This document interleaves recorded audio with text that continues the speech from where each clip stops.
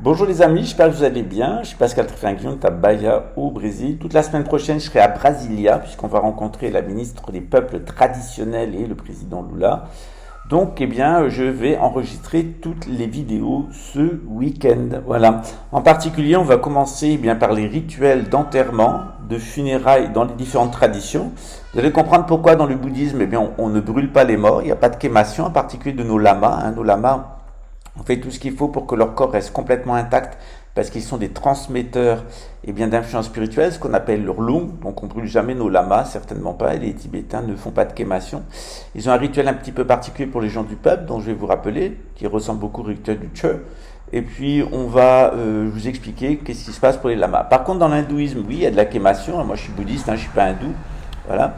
C'est pour ça que par exemple ma tante, qui était Dechen Dorje de son nom de religieuse tibétaine, bouddhiste tibétaine, eh bien a demandé, on lui a fait tous les rituels du bouddhisme tibétain. C'est-à-dire, je rappelle, il n'y a pas de crémation dans le bouddhisme tibétain, il y en a dans l'hindouisme, c'est dans le christianisme.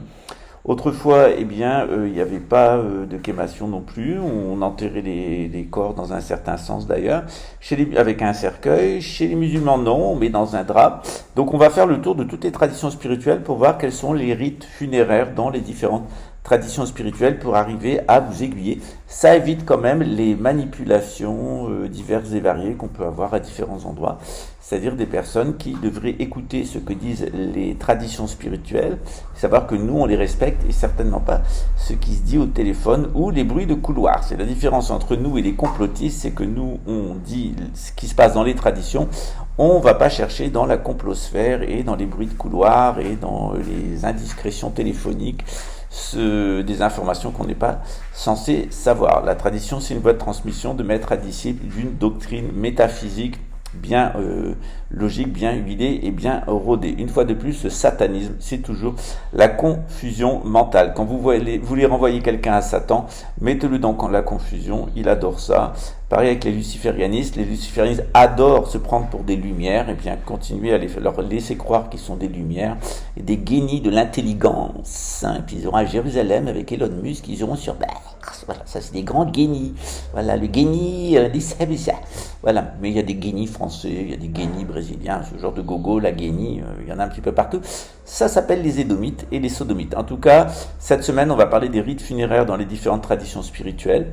On reviendra eh bien, sur le Tibet de différentes manières, avec des vidéos sur le Tibet. Et puis, je vais initier un cycle sur l'islam. Et notamment, je vais vous parler d'un auteur que j'adore, qui est Ibn Arabi, qui est le plus grand saint de l'islam. Et on appelle ça le sceau de la sainteté. Puis, on parlera de la science des lettres. Et ça. Vous allez voir que si le Bouddha apparaît 3 fois dans le Coran, eh bien, la tradition bouddhiste et la tradition musulmane, elles sont parfaitement conformes dans leur ésotérisme. L'ésotérisme bouddhique ou l'ésotérisme islamique, ce sont les mêmes. Il n'y a que les formes extérieures de la religion qui changent.